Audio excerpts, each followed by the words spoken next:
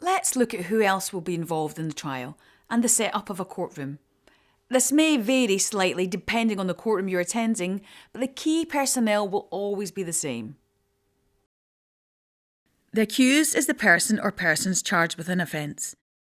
The judge or sheriff controls the court proceedings, ensuring cases are heard and verdicts returned within a legal framework. The judge will decide on questions of law and determine the appropriate sentence in criminal cases. The clerk of court sits in front of the judge or sheriff and coordinates the trial. They read the charges against the accused, swear in the jury, record the verdict, and perform administrative tasks associated with the trial.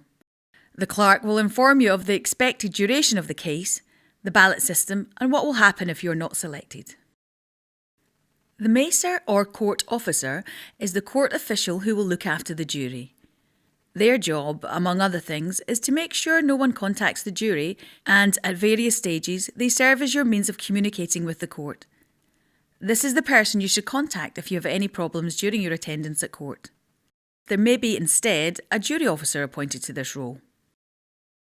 The Crown, through the Office of the Lord Advocate, is responsible for the prosecution of criminal cases in Scotland. In the High Court, the Crown representative is known as the Advocate Depute and is the Procurator Fiscal in the Sheriff Court. The accused may be represented by an advocate or by a solicitor. They are instructed to challenge the Crown case and to present the case for the accused. There are different types of witnesses that can be called during a case.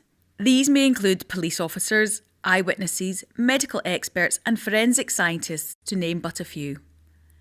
Some evidence provided by witnesses may be detailed and specialised.